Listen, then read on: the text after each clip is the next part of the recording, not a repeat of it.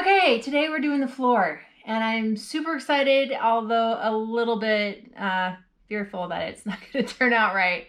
It is the foundation that everything's going to be built on, so I'm wanting it to be sturdy but not overkill. I also don't want to lose any of the height by bringing the floor up. Don't want to lose the height because I'm also bringing the ceiling down a little bit, and I want to keep as much space as possible.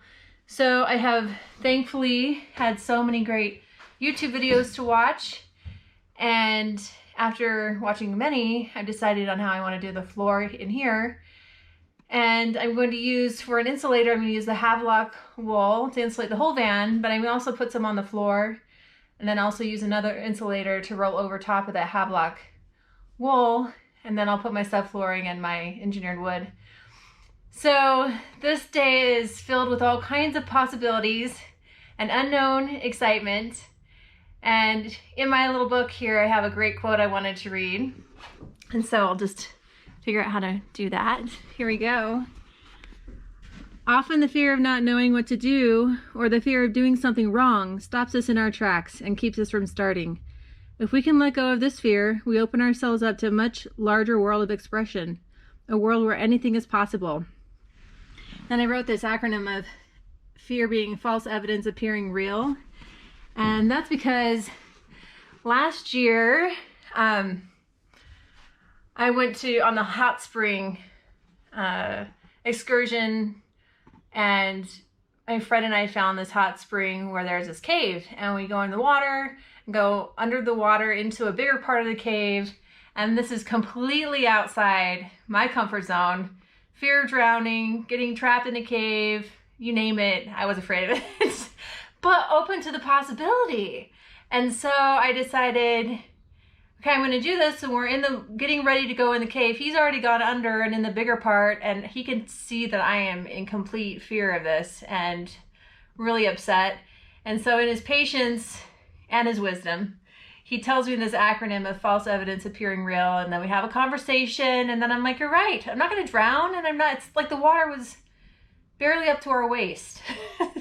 So I'm not going to drown, and the cave's not going to crash in. It's all okay. I'm going to live in possibility. I've assessed that the risk is still there, but it's not high enough for me to be in fear about. And I had a friend who could dig me out if I either drowned or the cave collapsed. So anyway, decided it was a good idea. Went under the water and into the bigger part of the cave. We explored. It was fantastic. So glad I did it. And so that is the attitude I'm going to have with doing this floor. Even though I have really only YouTubes to go on, I don't have any backing, and I have a little bit of, I have a lifeline of friends who have done some building, and so I can ask them if I'm doing okay, if I have any hiccups. Otherwise, I'm just going to trust myself, and I'm going to trust what I've been learning and my intuition. I'm going to go with that.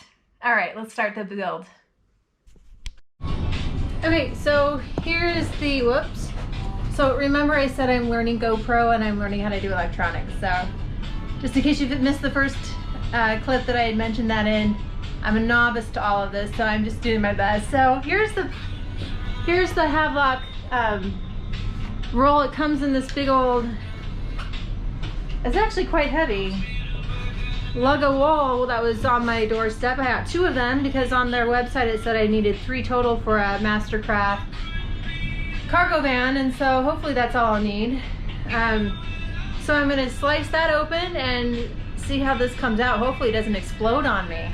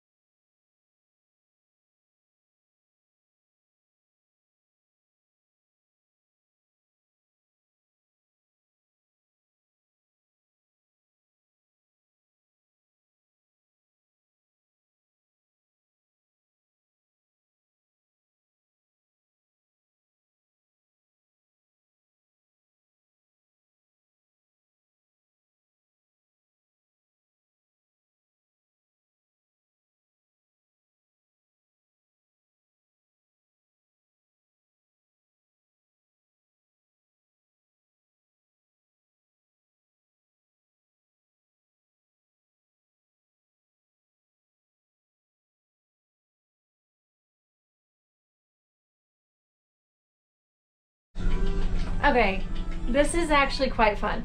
I'm really enjoying my time with the music and pulling this Havelock wool apart. It's coming apart so easily. I don't know if you can see that on the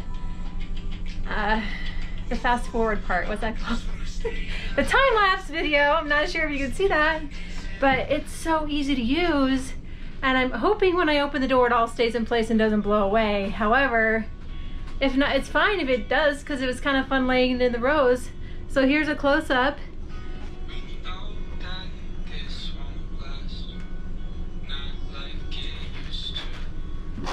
And here the space was much wider, so I just made it a little bit thinner. I want it to be flush with the protrusions so that when I put the other on top it'll be pretty even and flush.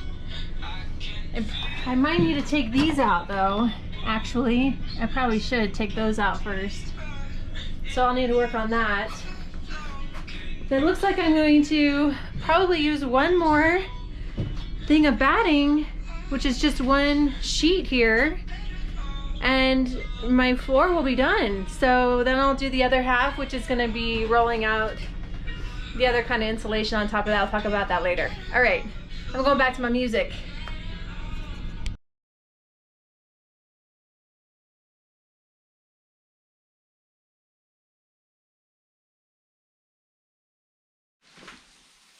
Okay, so I've been working most of the day on getting the Havelock wool insulation in, and then covering it up with this reflective insulation. And got the wheel well done, got this side of the floor done. So I was going to work on this wheel well and this side of the floor just to kind of show you how I chose to do it. It is interesting. It's a lot like sewing. So anytime you have a corner, you're going to create a little space. So I take my scissors and I'll cut on this reflective insulation to make some room for it to lay flat against the tire well here. So I'll go ahead and do that. I'm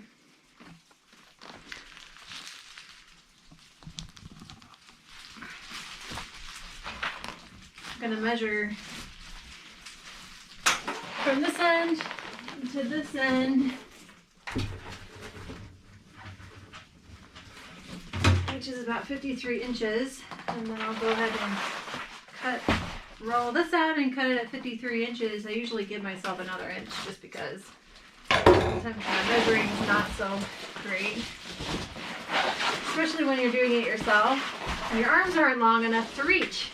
So I'm going to give myself 55 inches. And then it'll give me some wiggle room anyway.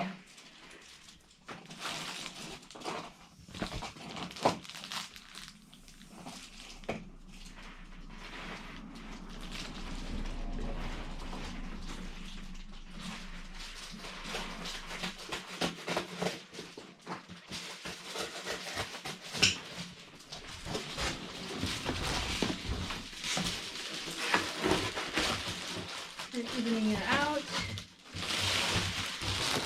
and then around the back and around the side. So here's the spot where I was saying to get this to go flush, I'll need to cut that. So just creating a little room for it to sit more flush down, and then I can tape it around there. And there, same with the back, and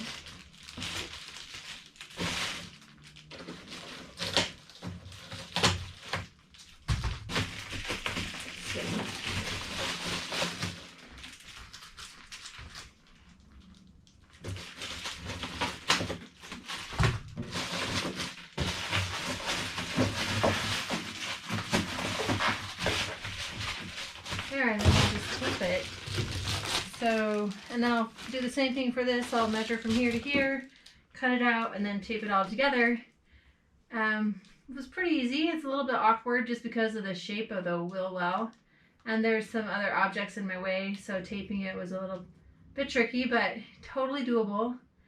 And then I'm just going to take the rest of the reflector insulation and roll it out and cover up all of this wool. and finish off the floor today. And then tomorrow I'll lay down the wood. All right. I'm going to do this on time lapse.